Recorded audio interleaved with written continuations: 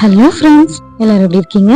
வாங்க, இன்னைக்கு நம்ம பார்க்க போகிறது பன்னீர் புரிஜ் பார்சல் எப்படி செய்யலான்னு பார்க்கலாம். வாங்க, அதுக்கு ஃபர்ஸ்ட் தேவையான பொருட்கள் என்னன்னு பார்த்துடலாம். சீரகத்தூள் எடுத்துக்கோங்க, உப்பு எடுத்துக்கோங்க, மிளகாய் பொடி, தனியா பொடி. மிளகாய் பொடி ஒரு ஸ்பூன், தனியா பொடி ஒரு ஸ்பூன் எடுத்துக்கோங்க. சீரகத்தூள் எடுத்துக்கோங்க. வெங்காயத்தை நல்லா பொடிசாக கட் பண்ணி வச்சுக்கோங்க. பச்சை மிளகாய் எடுத்து நறுக்கி வச்சுக்கோங்க. தக்காளியை பொடிசாக கட் பண்ணி எடுத்து வச்சுக்கோங்க. இஞ்சி பூண்டு பேஸ்ட் எடுத்துக்கோங்க. இது ஹோம்மேட் பன்னீர் தான், நீங்கள் கடையில் வாங்கியும் யூஸ் பண்ணிக்கலாம், இல்லை வீட்டில் செஞ்சதும் யூஸ் பண்ணிக்கலாம். பன்னீர் எப்படி செய்யறதுன்னு எல்லாம் சொல்லியிருக்காங்க, அதனால் நீங்கள் ட்ரை பண்ணுங்க. ஒரு பேன் எடுத்துக்கோங்க.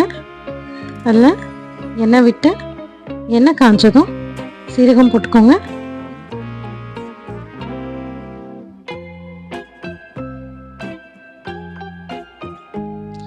சீரகம் நல்லா பொரிஞ்சதும் இதில் வெங்காயத்தை சேர்த்துக்கலாம்.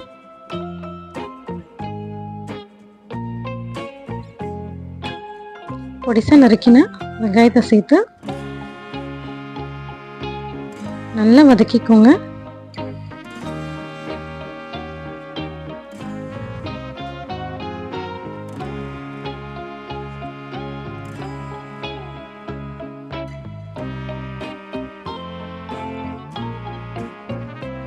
ஒன்றரை கப் வெங்காயம் அளவு சேர்த்துருக்கேன். எவ்வளோ வெங்காயம் போடுறோமோ அவ்வளோ டேஸ்ட்டாக இருக்கும். வெங்காயம் நல்லா வதங்கினதும் இஞ்சி பூண்டு பேஸ்ட்டை போட்டு வதக்கிடுங்க. அது கொஞ்சம் பச்சை ஸ்மெல் போனதும் மசாலா சேர்த்துடலாம். மிளகாய் பொடி, தனியா பொடி ரெண்டுமே சேர்த்துருங்க. ஈச் 1 ஸ்பூன் சேர்த்துக்கோங்க.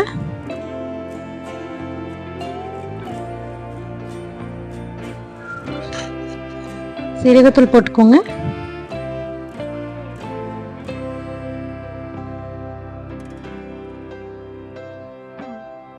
இதை நல்லா வதக்குங்க.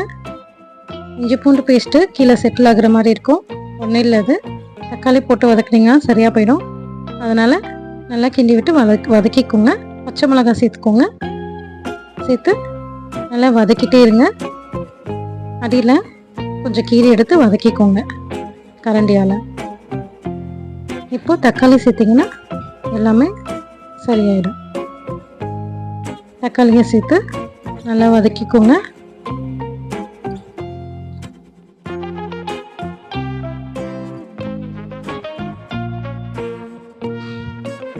இந்த மாதிரி ஸ்மாஷ் பண்ணி வதக்குனீங்கன்னா தக்காளி நல்லா வதங்கிடும்.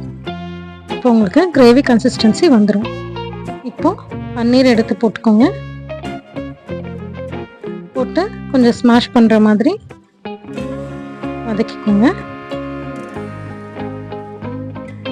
நம்ம எப்போ எந்த பொருள் போடுறோன்றதை பொறுத்து தான் டேஸ்ட் இருக்குது. எல்லோரும் போடுற பொருள் தான் போடுறாங்க, ஆனால் எந்த டைமில் போடுறோங்கிறது தான் அதோட அருமும் டேஸ்ட்டும் இருக்குது.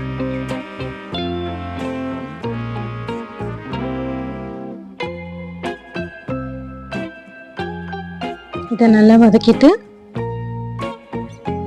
தண்ணியை விட்டுக்கோங்க. பன்னீர் வேகணும், இல்லைன்னா பச்சை ஸ்மெல் வரும் எல்லாத்துலேயும். அதனால் கொஞ்சமாக தண்ணி விட்டுக்கோங்க. அட்டகாசமாக இருந்தது ஃப்ரெண்ட்ஸ், ட்ரை பண்ணி பாருங்கள். சாப்பிட்டு பார்த்துட்டு எப்படி இருக்குன்னு கமெண்ட் பாக்ஸில் சொல்லுங்கள். உப்பு சேர்த்துக்கோங்க.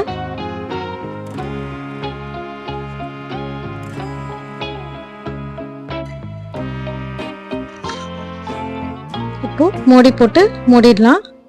மூடி போட்டுட்டு அப்படியே விட்டுடாதீங்க, அப்பப்போ எடுத்து கிளறுங்க, இல்லைன்னா அடியில் செட்டில் ஆகிடும். ஏன்னா இது பன்னீர் இல்லைங்களா, அப்புறம் ரொம்ப அடி பிடிச்சிரும். அதனால் அப்பப்போ செக் பண்ணி இந்த மாதிரி கிளறி விட்டுக்கோங்க. நீங்கள் எக் புரிஜ் செஞ்சு சாப்பிடுவீங்க இல்லைங்களா, அதை விட இது டேஸ்ட்டாக இருக்கும். ட்ரை பண்ணி பாருங்கள், யம்மியாக இருக்கும். கரம் மசாலா இந்த ஸ்டேஜில் சேர்த்துக்கோங்க. அதாவது எல்லாம் குக் ஆகி திரண்டு வரும்போது கரம் மசாலா சேர்த்துக்கோங்க. கரம் மசாலா சேர்த்ததுக்கப்புறமா ரொம்ப நேரம் குக் பண்ணக்கூடாது.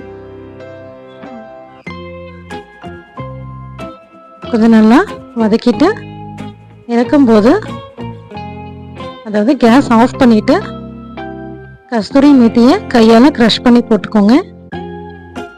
கொத்தமல்லியை பொடிசா நறுக்கி போட்டு அந்த சூட்லேயே கிளறிடுங்க. பன்னீர் புரிச் ரெடி ஆயிடுச்சு. என் வாய்ஸ் கொஞ்சம் டல்லாக இருக்கும், கோல்டு, அதனால அட்ஜஸ்ட் பண்ணிக்கோங்க.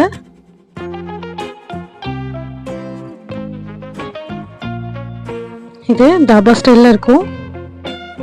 கடைசியாக கொஞ்சமாக நெய் விட்டுக்கோங்க. அந்த கீ டேஸ்ட் அதில் ரிச் டேஸ்ட் வரும், அதனால் கீ போட்டுக்கோங்க. பட்டரும் சேர்த்துக்கலாம். இப்போ சப்பாத்தி போட்டுடலாம்.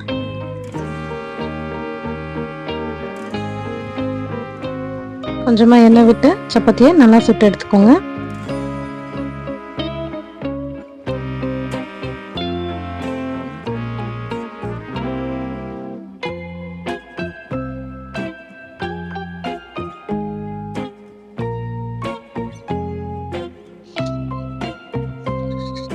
சப்பாத்தி 2 பக்கம் சுட்டு எடுத்துட்டு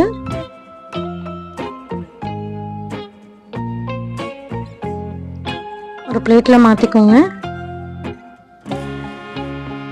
ஒரே சைஸ் வரணும்னா மேலே மேலே அடுக்கிக்கோங்க. சென்டர் பாயிண்டில் நைஃபை வச்சு பாயிண்ட் பண்ணிவிட்டு இந்த மாதிரி ஒரு பக்கம் மட்டும் கட் பண்ணிக்கோங்க.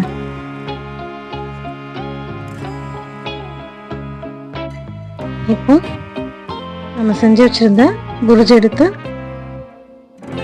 இந்த மாதிரி வச்சு பார்சல் பண்ணிக்கலாம்.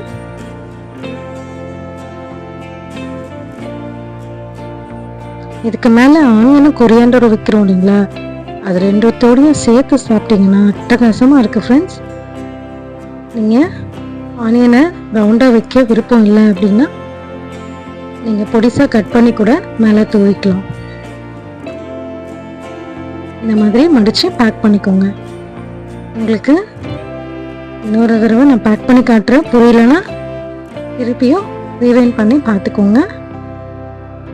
இந்த மாதிரி பேக் பண்ணிவிட்டு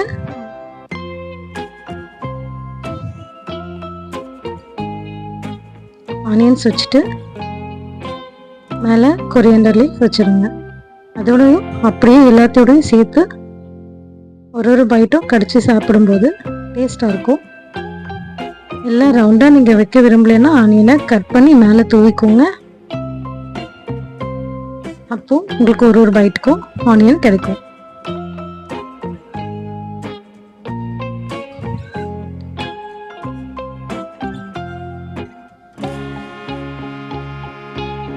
மறுபடியும் உங்களுக்காக பேக் பண்ணியிருக்கேன்.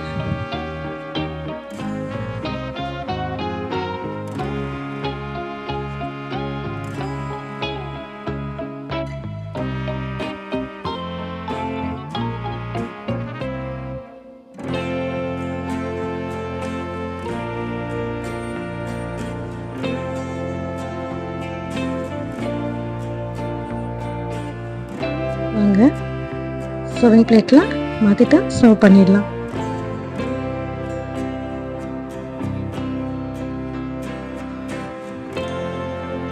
செஞ்சு பார்த்துட்டு எப்படி இருக்குன்னு கமெண்ட் பாக்ஸில் சொல்லுங்கள். என்னோட சேனல் பிடிச்சிருந்ததுன்னா லைக் பண்ணுங்கள், ஷேர் பண்ணுங்கள், கமெண்ட் பண்ணுங்கள், சப்ஸ்கிரைப் பண்ணுங்கள் ஃப்ரெண்ட்ஸ். தேங்க்யூ.